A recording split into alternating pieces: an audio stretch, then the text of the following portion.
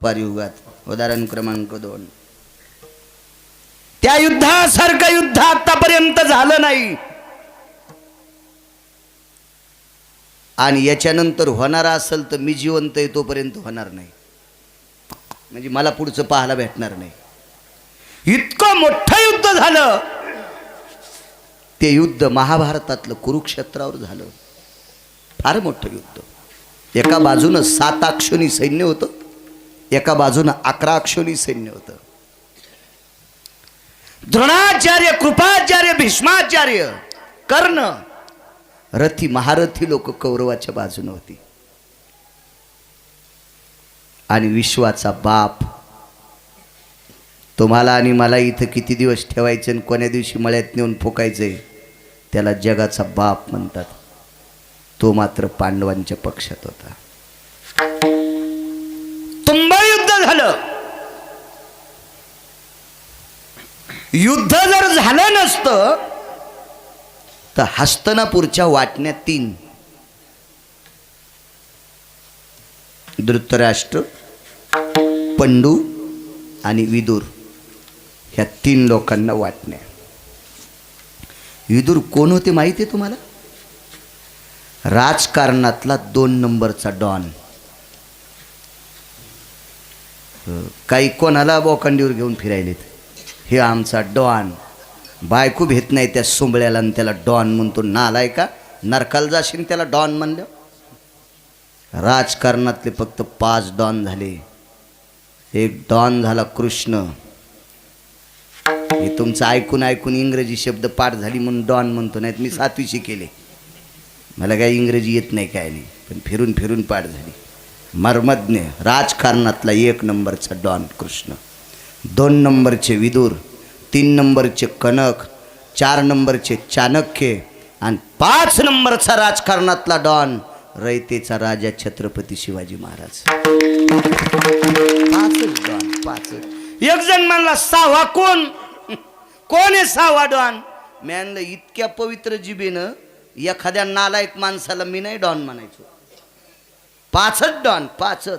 त्याच्यापैकी 2 नंबरचा डॉन टाकळीकर विदुर काका. 3रा मालक होता, 3रा हस्तिनापूरचा. 3रा हस्तिनापूर म्हणजे अख्खा भारत, दिल्लीचं स्वराज्य, अख्ख्या भारताचा 3रा मालक. पण त्या धृतराष्ट्राला 100 कट्टे घाण वस्तू पुसायच्या पण कामीचे नाहीत. कपडे काही काही भाराभर चिंध्या बिनकामी, थोत्तर पुसायच्या पण कामी नाही. इतके नालायक होते ते 100 कट्टे. खरं तर त्यांना नालायक केलं त्यांच्या सख्या मामानं. हलकट मामा होता त्याचा, शकुन्या. मी नाही त्याला शकुनी म्हणित. एक जण म्हणला शकुन्या काऊन म्हणता? म्हणलं तू आई आई ऐकतो, तुला काय इतका त्याचा पुळका सुटला? किती हलकट होता शकुन्या सांगू. सख्या बहिणीच्या पोरायला पत्ते खेळायला लावले.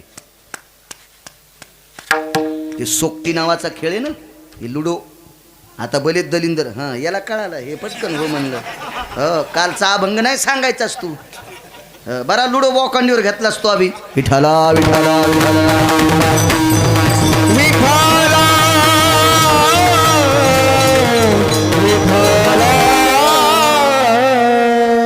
घेऊ द्या बाबा, ते कीर्तन घ्यालंय त्याच्यात. घेऊ द्या का, जाऊ द्या, घेऊ द्या, काय हरकत नाही. हौस बिचाऱ्याची. गाणे घेण्यापेक्षा कीर्तन घ्यालंय तेच महत्वाचं आहे. हो, इतकं लहान असून कीर्तनात बसले आणि त्याचं कौतुक करावं. लय बसले असतील काही काही मोबाईल इचकीत उघडे चित्र पाहत, त्याच्यापेक्षा हे लय चांगलं आहे. विठाला विठाला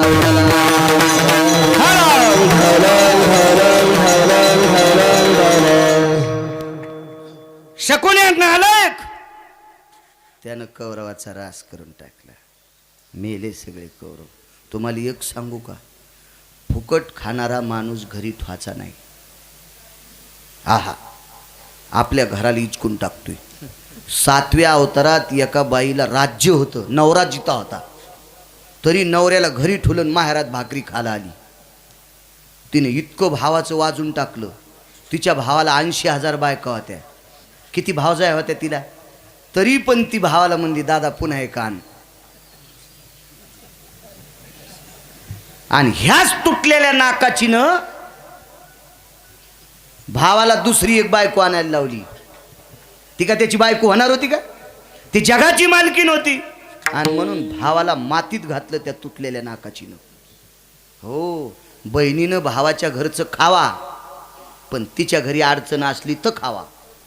तिच्या नवऱ्याला उपाशी ठेवून तिने इकडं नाही यावा. हो, पडलंकेची राणी होती ती, ऐश्वर्य संपन्न राक्षसाची बायको. ते आपलं दाशीच्या हातच्या चपात्या खाऊ लागलं आणि ही बोंबलत लंकेत आली आणि भावाला सीता आणायला लावली.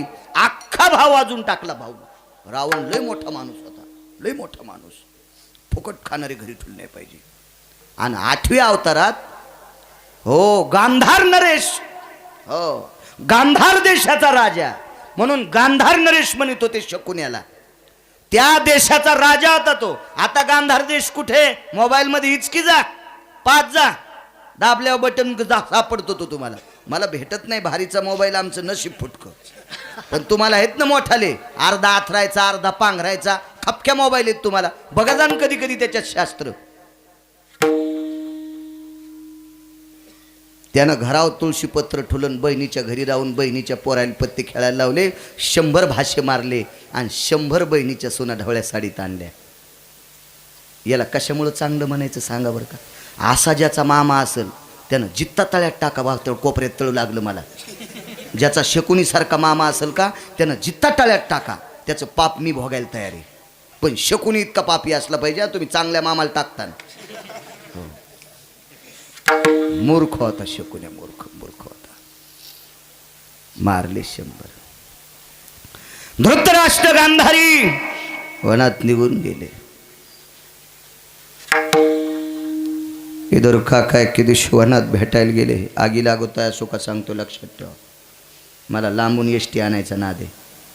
डिझेल बाहेरचं आहे ना, त्याच्यामुळे ताण घेत नाही. ड्रायव्हरनं किती बी लांबून एसटी आणावं पण मुक्कामाला बस स्टँडला न्यावं. त्या नदीला उभं केली, काय खाईन मधली लोक. हो, कीर्तनकारानं किती लांब फिरावं पण आपल्या कडेवर आलं पाहिजे. त्याचं नाव कीर्तनकार. कीर्तनकाराला जर कवडं बसत नसेल तर असं समजायचं तमाशातला आपल्यात आलाय. कडवं नाही सोडलं पाहिजे. हा, आपण नाही केलं पाहिजे. शास्त्र आहे, ज्याच्यावर आपण भाकरी खातो त्याच्यावर का बेविश्वास. वनात भेटायला गेले. धृतराष्ट्र आंधळा होता. गांधारीला डोळे असून पट्टी बांधली होती. उन्हाळ्याचे दिवस होते. इदूर भेटायला गेला. वाळलेल्या काडा पाला पायाखाली कुरकुर चुरचुर वाजत होता. गांधारीनं मालकाच्या मांडीला हात लावला. मालक, एखादा हिंस्र पशु येत नसेल, वाघ असेल का, शुहा असेल का, लांडगा असेल का, अस्वल असेल का. थोडे जवळ पावलं आल्याच्या नंतर धृतराष्ट्राच्या फुटक्या डोळ्यातून पाणी आलं. विचारलं, का रडता? गांधारी, वाघ नाही, शुह नाही, अस्वल नाही, माझा भाऊ आलाय. गांधारीने विचारलं, मालक तुम्हाला दिसत नाही कसं कळालं? लक्षात ठेव गांधारी, हस्तिनापूरच्या बाहेर 12 वर्षाचं झोपडं करून राहणारा माझा भाऊ माझ्यावर अतूट प्रेम करतो. मी त्याचं ऐकलं असतं तर आपली दशा झाली नसती ग. इदुराच्या गळ्याला मिठी मारली. दादा चल. नाही म्हणे, येतो मी. इदूर घरी आली. 2-4 वर्ष निघून गेली. एके दिवशी धर्म आणि अर्जुन बसले आणि अर्जुनाचा धर्माचा संवाद झाला. दादा, धृतराष्ट्र काकाची 100 मुलं मृत्यू पावली. आगी लागत आहे सुका. काकानी काकी वनात गेलेत, देह समर्पित केला. आता हस्तिनापूरचे मालक 2. आपले बाबा गेलेत पंडूराजा, त्यांचे 5 पोरं आपण आणि काका जिवंत आहे विदुर काका. अर्धा हस्तिनापूर त्यांना, अर्धा हस्तिनापूर आपल्याला. 1250 वाडे. विदुर काकाला 1250 वाडे. धर्माला वाडे किती मोठाले होते सांगू? मी कधीच मंच सांगणार नाही. एका वाड्याच्या दरवाजाच्या चौकटीतून 22 हत्तीची कळवण जात होती. 22 हत्तीची. एक हत्ती नाही. कल्पना करा काय असतील ते. असे 1250 वाडे इदोर काकाच्या वाट्याला, 1250 वाडे पांडवांच्या वाट्याला. धर्म भीम अर्जुन नकुल सहदेव इदोर काकांच्या घरी गेले. काका, काकीनं पाहिलं, बाई युवराज आले वाटते. या राजन, या या. राजा हा राजा असतो. यया नरा माझी राजा, तो विशेषी भूती जाण माझा. माऊली महावैष्णव ज्ञानोबारांचं वाक्य. तो हस्तनापूरचा राजा. या राजे या. चुलती पुतण्याला आवाजाव बोलत होती. राजा होता तो राजा. ज्यानं त्यानं ज्या त्या व्यक्तीचा सन्मान केला पाहिजे. आम्हाला तलाठी आलो पिणार. तलाठी कळतं ना तुम्हाला, 7-12 लिहिणार. इतकं पेत होतं ते, मला वाटतंय पाण्यापेक्षा जास्त तेच पेत होतं. नाव नाही घेत, कीर्तनात घेत जाऊन त्याचं नाव. इतकं प्यायचं.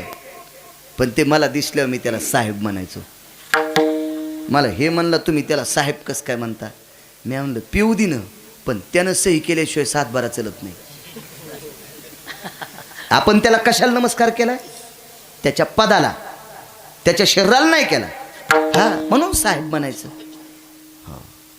राजा आहे तो, अधिष्ठित राजा आहे. सात्विक, सदाचारी, सत्वशील राजा आहे.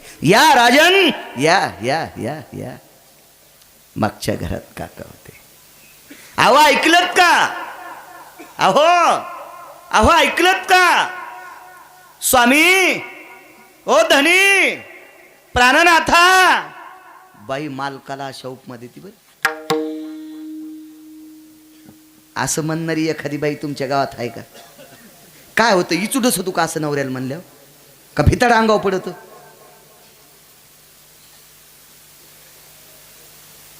हे गोविंदिया,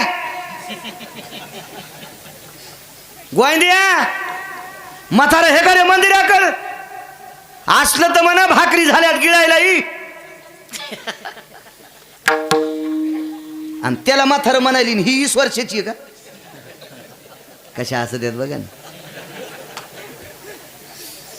ही आपली भाषा आहे, ही आपली भाषा. लग्न झाल्यावर 1-2 वर्ष जरा हिशोबाने बोलतात. वय व अहो ऐकलत का? चहाची वेळ झाली, मी तुम्हाला चहा करू का? मी म्हणलं नको करू, पिऊन आलो मी कीर्तनात लिटरभर. नको करू. लय गोड बोलतात 2-4 वर्ष. अहो अहो ऐकलत का? अहो ऐका ना. म्हणलं काय? दळून आणा ना. आमच्यावर घेतल्यावर तुमची लय खसखस पिकती नाही का? तुम्हाला राग येईन म्हणून माझ्यावर घेतले, पण समजून घ्या कोणाचं सांगायला होतं. इतकी येडी बायको मला असल्या, मी नसतो का महाराजाचा पुजारी झालो इथं. चढावली केलं असतं तिच्यानं. चल नाशिकला जय बम बम बोले. कशा बोलत आहेत बघा ना. हो, लग्न झाल्यावर बाई 4-2 वर्ष लय जीव लावती. देव ठेवून आलं की अहो तुम्ही थोडे बेचैन दिसाले, गरम पाणी करू का? हातपाय झाला. नको. नाही, थोडं गरम पाणीच करते, थंडी वाढली, थोडंसं चांगलं फ्रेश व्हा बरं. नको ग. बरं दूध करू का? तुम्हाला ॲसिडिटी वाढली असेल, मी काळा चहा करते. काही वंगण पण नको पाजू, काहीच नको करू. लग्न झाले आणि एक पोरग झालं रे झालं. ए माझा डब्बा काय तुम्ही वेड्यावानी करता? तुम्हाला हात नाहीत का? मी पप्प्याला पाजायला लागले, तुम्ही तुमच्या हाताने पोळ्यान भाजी भरा निघा बरं. उघड डोक्याला टकटक करू जाऊ नका. 100% जीव लावणारी बायको 50% प्रेमाचा तुकडाच पडला. एक बब्या झाला की, आणि बब्याचं लग्न व्हा आणि बब्याला बब्या व्हा. म्हाताऱ्याच्या आणि कुत्र्याच्या भाकरी संगच.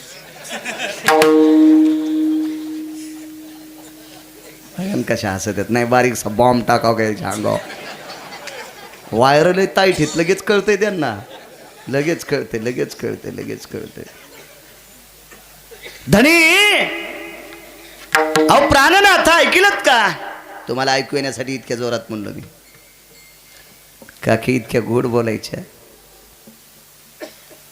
आज ती बाई इतकी अधिकारी होती, तिच्या हाताने केळीचे साल्टे खाल्ले जगाच्या मालकानं. साल्टे, इतकी अधिकारी बाई होती.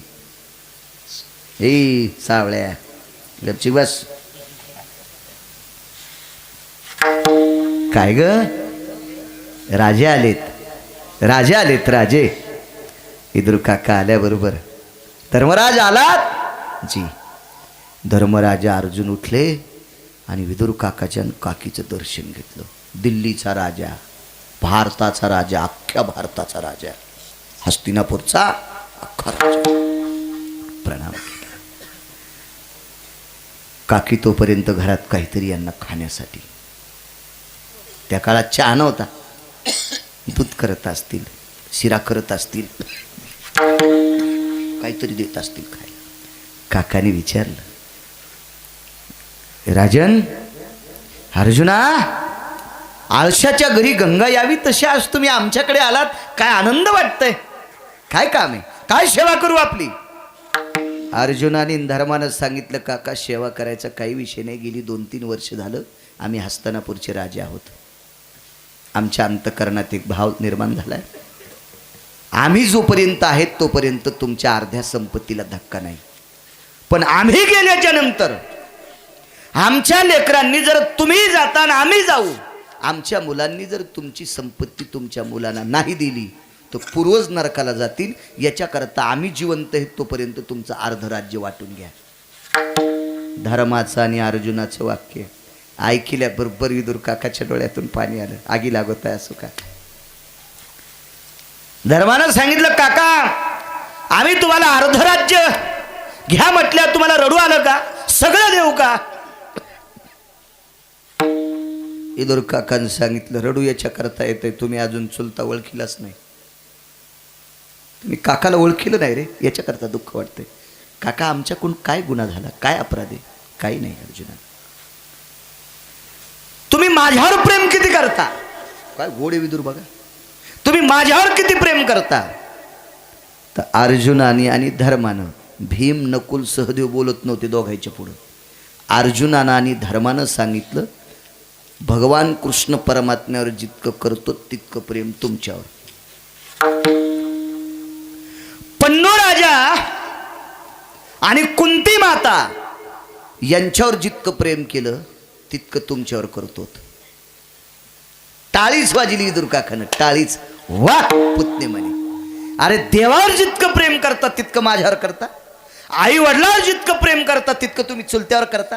काय माझे पुतणे आहेत. वा काका, पण तुमचे 1250 वाडे वाटून घ्या, कोणी कोण घ्यायचे तर घ्या. काका म्हणले, माझं ऐका ना, ऐका ना, तुम्ही देवा इतकं माझ्यावर प्रेम करता ना, होय, तुमच्या मायबापाची शपथ आहे, कुंतीची आणि पंडूराजाची माद्रीची शपथ आहे, तुम्ही जर देवावर माझं इतकं प्रेम करत असाल, माझ्यावर प्रेम करत असाल, तर मी मागताल ते देताल का, मी मागताल ते देताल.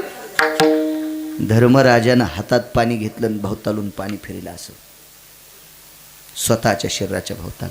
याचा अर्थ आमच्या ताब्यात जेवढं आहे तेवढं तुम्हाला. काकाने सांगितलं, असं काही मनान देऊ नका, मी मागतो ते द्या. मला हस्तिनापूरच्या बाजूला उत्तर दिशेला 12 वाशाचं झोपडं करून द्या. वासं कळते ना, फक्त धोत्रावाल्याला, मोठ्या माणसाला, जीनच्या पॅन्टीवाल्याने मुंडे हलवायच्यात नाही. तुम्हाला वाशे कळत नसतील, वाशे फक्त जुन्या माणसांना कळते. हो, वाशे 12 वाशाचं झोपडं करून द्या. धर्म काही बोलले नाही, पण अर्जुनाचा स्वभाव थोडासा रागीट होता, चंचल होता. का म्हणे, काका 1250 वाडे तुमच्या हिशाला असताना आम्ही जर तुम्हाला झोपड्यात ठेवलं तर महाराष्ट्रात नव्हे, भारतच नव्हे, पृथ्वीवर जेवढे देश आहेत या सर्व देशातली लोक आणि स्वर्गातले पितर आमच्या तोंडात. विदुर काकानं सांगितलं, लोकायला काय समजायचं ते ठरतील, स्वर्गातले पितर काय समजायचे ते ठरतील. तुम्ही शब्द काय दिलाय की आम्ही देवापेक्षा तुम्हाला मानतो, आई वडिलापेक्षा तुम्हाला मानतो. मग आई वडिलाची अधिक देवाची शपथ आहे तुम्हाला. मला मानता ना तुम्ही, मग मी मागतो ते देऊन टाका. ठीक आहे काका, तुम्हाला देऊन टाकलं झोपडं, पण सांगा ना आम्हाला, लोक हसतील, कशामुळे झोपड्यात राहतात, आगी लागत आहे सुखाचं उत्तर या. हो, तर अर्जुनाने विचारलं, धर्मानं विचारलं, भीमानं विचारलं, आता नकुल सहदेवाने विचारलं. भीमाशा मोठी चोट दावीत होता, काय काका एडपटे, लोक आमच्या तोंडात माती टाकतील, अर्ध राज्य यांचं असताना झोपड्यात ठेवलं, हसतील आम्हाला माणसं, नाव ठेवतील आम्हाला माणसं. काकानं सांगितलं, पांडवांनो एक विचारतो, या हस्तिनापूरच्या गादीवर बसायच्या आधी तुम्ही पंढरपुरातल्या मालकाचं किती भजन करत होतात. धर्मानं सांगितलं वनवासात पण पाहते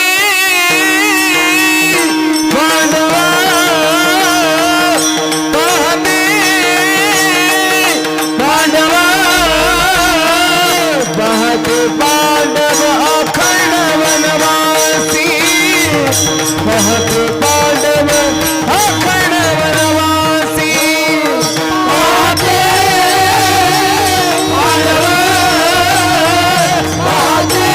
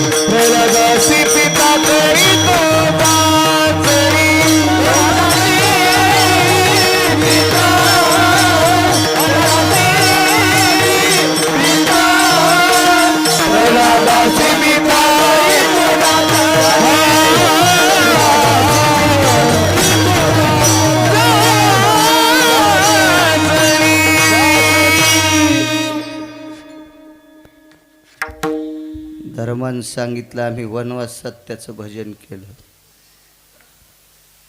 भीमसेन जी द्रौपदीला बोलून आण. द्रौपदी जी काकान बोलिले. आल्याबरोबर इदूर काकाच्या चरणावर दंडवत. द्रौपदी होती ती. काय काका? द्रौपदी वनवासात विराट राजाच्या घरी काम काय करीत होतीस? शेण काढीत होते. रिकाम्या टायमात द्वारकेच्या मालकाचं भजन करीत होते. रिकाम्या वेळात काय करायचीस? द्वारकेतल्या मालकाचं भजन करीत होते. वा, पुढचे 9 पुरावेत बस झाले आपल्याला 2. द्रौपदी वनवासात विराट राजाच्या घरी शेण काढायची वेळ आली. 48,324 दाशा त्या द्रौपदीला भांडे घासायला. एवढ्या वैभवातली पोरगी विराट राजाच्या घरी शेण काढीत होती, तरी पण दळायला बसल्यावर पंढरपुरातल्या मालकाच्या वयागात होती. भजन केलंस तू? पांडवांना तुम्ही वनवासात भजन केलं. तुम्हाला हस्तिनापूरचं राज्य कोणाच्या कृपेने भेटलं? द्वारकेच्या मालकाच्या. मग एकच मला सांगा, ज्याच्या कृपेमुळं तुम्ही भजन केलं म्हणून पापी मारल्या गेले आणि दिल्लीचे राजे तुम्ही झाले. या हस्तिनापूरचे राजे झाले तेव्हापासून भजन किती बाऱ्या केलं? 5 भावांनी मानाखाली घातल्या. इदूर काकानं सांगितलं झोपड्याचं उत्तर तुमच्यापाशीच होतं ना रे, तरी मला दटून विचारता? अरे ह्या वाड्यात राहायला आल्यापासून, अरे ज्या मालकाचं भजन केल्यामुळं हे 2500 वाडे आपल्याला भेटलेत. पण या वाड्यात आल्यापासून गेल्या 3 वर्षात तुम्ही एकदाही भजन केलं नाही. विदुर काका म्हणले, अरे 1250 वाडे माझ्या आयुष्याला. अरे या वाड्यात जर देवाचं नाव तोंडाला येत नसेल, काय करायचे वाडे? म्हणून झोपड्यात भजन करतोय.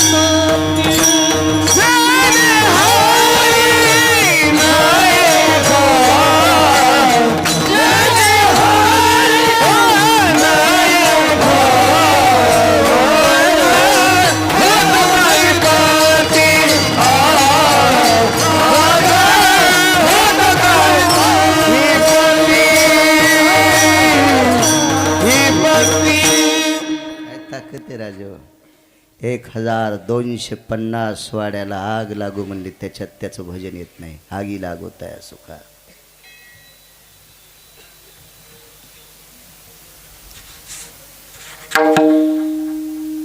भरत भजन करू लागले नंदीग्रामाच्या ठिकाणी. भरत भगवान प्रभू रामचंद्राचे भाऊ भजन करू लागले. भजन भरत तसे संसारिक व्यक्ती. नंदीग्रामाच्या ठिकाणी सुंदरसा आश्रम, झाडाखाली एक पाषाणाची शिळा, त्या शिळेवर बसून अंगाला काव लावली आणि भरत भजन करू लागले. राजपुत्र होते, लालबुंद शरीर, तेजस्वी, चंद्राच्या शीतल प्रकाशाला लाजवील इतका तेजपुंज पुतळा भरत. भरत भजन करता करता वारं सुटलं आणि वाऱ्यानं मांडीवरची लंगोटी बाजूला गेली. लालबुंद मांडी दिसत होती, अरक्त मांडी. तारुण्यातला तेजस्वी पुतळा आणि त्या रस्त्याने एक सर्पिन चालली होती त्या झाडाखालून.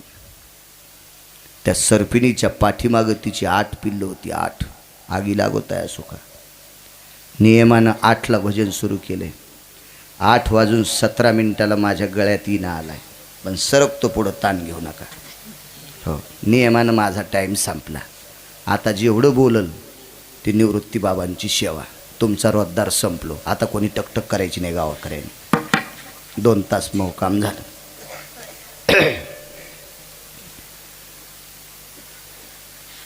तेव्हा शहाण्या रोजदारानं जर उभाटे आऊत हाणला असेल तर पाळी कमी होत असते. तुम्हाला शेल्याहून माती पाहिजे, पाळी लय मोठी पाहिजे, कशी होईल? हा, 8 पिलं त्या सर्पिणीच्या सोबत. सन सन सन सन करी सर्पिण चालली. अशी मोठी सर्पिण होती. सकाळपासून खाला नाही सर्पिणीला काही, पिलायला सुद्धा काही नाही. शिकारीच्या शोधातच. त्या सर्पिणीला शिकारच नाही सापडली. माय म्हणली कोणाचं तोंड पाहिलं रे, शिकारच सापडलं. आमच्या शेजाऱ्यानं मांजर पाळली, तिचं नाव ठेवलं मैनी. मांजरीचं नाव मैनी. मी आपलं सकाळी फेटा उपरनं घेतलं, तेव्हा एसटीन कीर्तन करायचो. तेव्हा बुवा सोपान बुवा, आता नाही. एसटीन कीर्तन करायचं. निघालो कोपऱ्यावर, मला ती मैनी दिसल्यावर वरती रडू लागली. तर मी म्हणलं मैनी काऊन रडायली? मैनी म्हणजे मांजर बरं, तिचं नाव मैनी ठुलतं. मी म्हणलं मैनी काऊन रडायली? काय नाही म्हणली, 3 दिवस झालं ते तुमचा शेजारी आडवा चालला, तेव्हापासून मला उंदीरच भेटणं. म्हणजे मांजराला काही माणसं आडवे गेल्यावर मांजराला पण उंदर भेटत नाहीत. इतके काही काही माणसं हलकट येतं आणि ते मांजराला नाव ठेवतात. मांजर आडवं गेल्यावर काम होत नाही. अरे तू मांजराला आडवा गेल्यावर मांजराला उंदीर भेट ना, इतका तू हलकट येजन. तू काय मांजराला नाव ठेवतो? मांजरी आहे.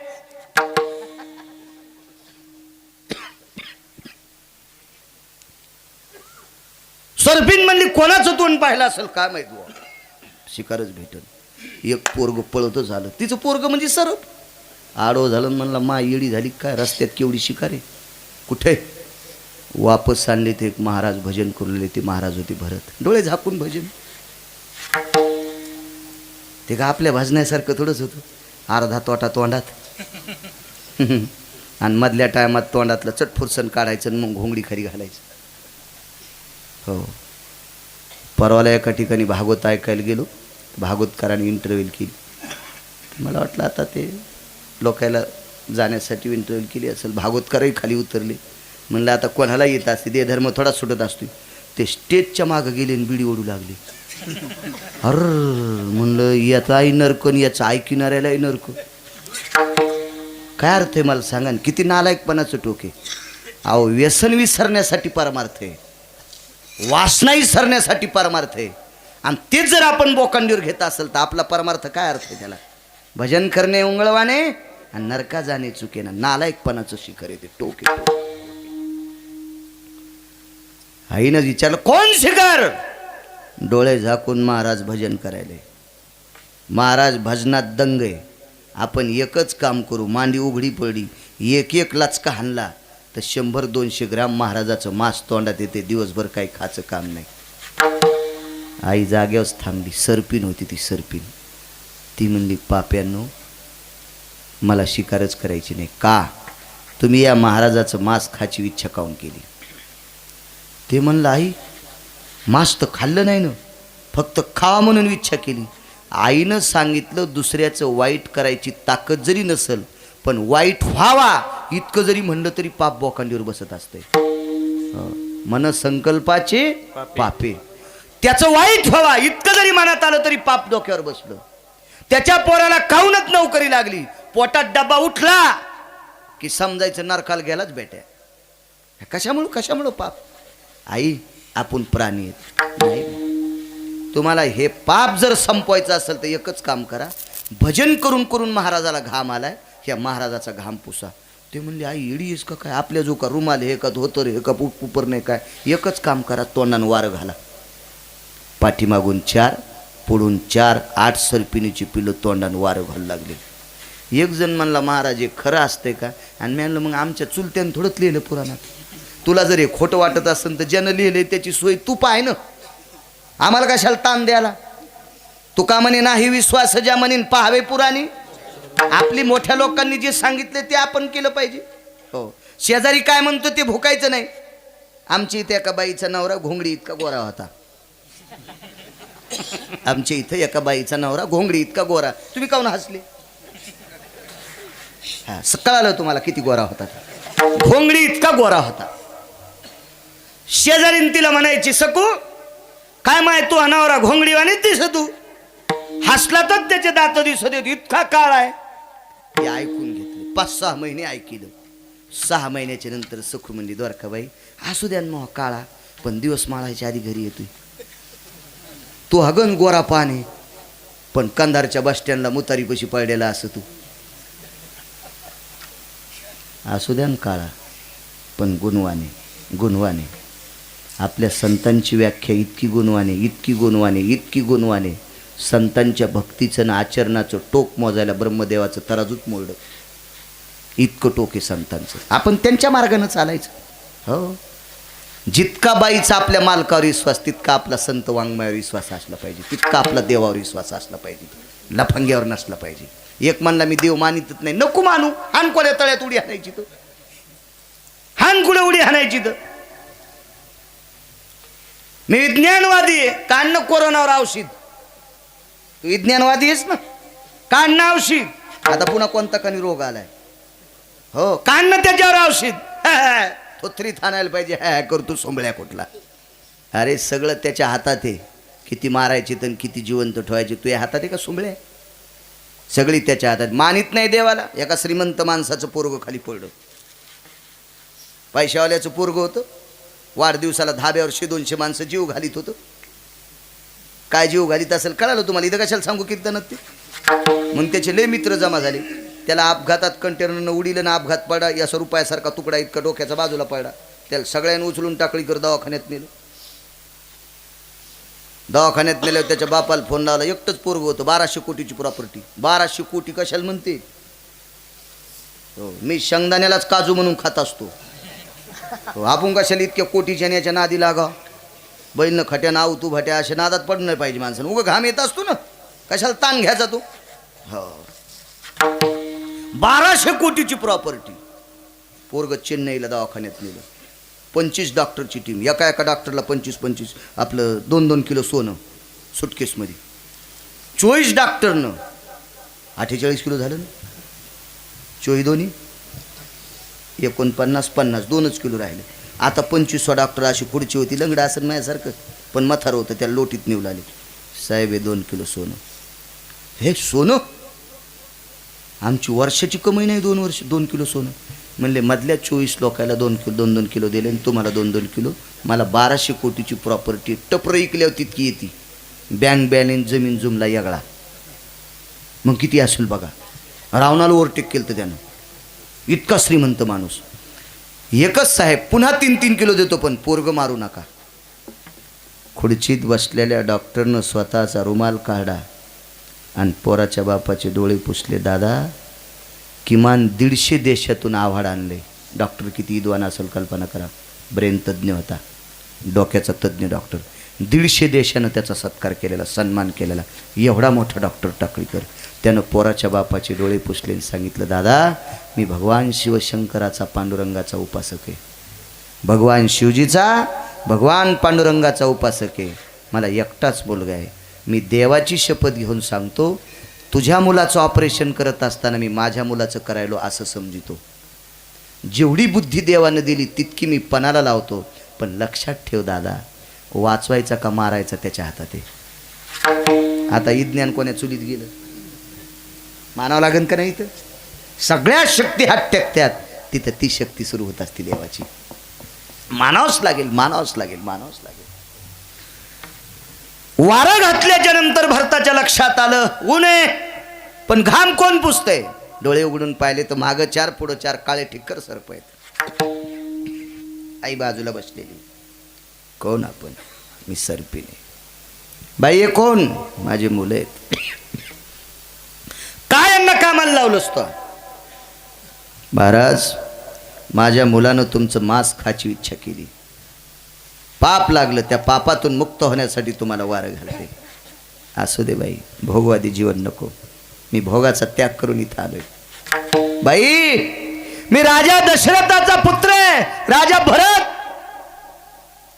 माझ्या आईनं मला अयोध्येचं राज्य मिळण्यासाठी रामप्रभूला वनाला पाठिले आणि मला अयोध्येचं राज्य भोगण्यासाठी सांगितलंय. पण हे सर्पिन माय, मी त्या अयोध्येचा त्याग केला आणि इथं येऊन भजन करीत बसलो. का त्याग केला? भरतानी जर अयोध्येचं राज्य भोगलं असतं तर एका तिळा इतकं सुद्धा पाप लागणार नव्हतं. का? कारण आईनं वरदानात प्राप्त केलेलं राज्य होतं. राजा दशरथानं वरदानात देऊन टाकलेलं राज्य होतं. भरताला एक तिळा इतकं सुद्धा पाप नव्हतं. असं कोण सांगितली? सर्पिन. एक जण म्हणला सर्पिन बोलती काय? म्हणलं ती तू चुलती थोडीच होती. ती सर्पिनही एका अधिकारी व्यक्तीची पत्नी, पण एक कर्म चुकल्यामुळे सर्पिन झालती. आता कोण होती ते घरी गेल्यावर पाहणं, सगळं सांगायला मी गुत्त थोडंच घेतलंय. हा ते तुम्ही घरी गेल्यावर पाहणं, बघा जाण, कधी कधी वाची जाण शास्त्र, चांगलं होईल तुमचं. सर्पिने विचारलं, भरत महाराज आपण राजा दशरथाचे सूर्यवंशातल्या राजाचे पुत्र? होय. मग अंगाला काव लावून एवढी मोठी निष्ठावंत पत्नी तुम्हाला असताना तिचा तुम्ही त्याग केला आणि इथं आलात? बाई ऐक, बाई ऐक, विश्व ज्याच्या ताब्यात आहे त्याला जगाचा बाप म्हणतात. तो बिना चप्पलचा वनात फिरतोय. बाई विश्व ज्याच्या पृथ्वी पाठीवर आहे त्याला शेष म्हणतात. तो लक्ष्मण नावाचा भाऊ 14 वर्ष पाण्याचा थेंब नाही, अन्नाचा कण नाही, झोप नाही, आईसाहेबाची आणि प्रभू रामचंद्राची सेवा करण्यासाठी गेला. माय एक भाऊ रामप्रभूच्या पादुका शिवासनावर ठेवून त्याच्यावर छत्र धरले. जगाच्या बापाने वनात बिना चप्पलचं फिरावं आणि विश्वाच्या मालकाचा लहान भाऊ या नात्यानं अयोध्येमध्ये लाडू खावं, हे कोण्या शास्त्रात आहे? माय ते लाडू खात अयोध्येतलं सुख भोगत असताना त्याचं भजन तोंडाला आलं नसतं. म्हणून अयोध्येसारख्या सुखाला आग लावली आणि नंदीग्रामाच्या ठिकाणी आश्रम केला आणि रामप्रभूचं भजन करीत बसले. विठोबा रखुमाई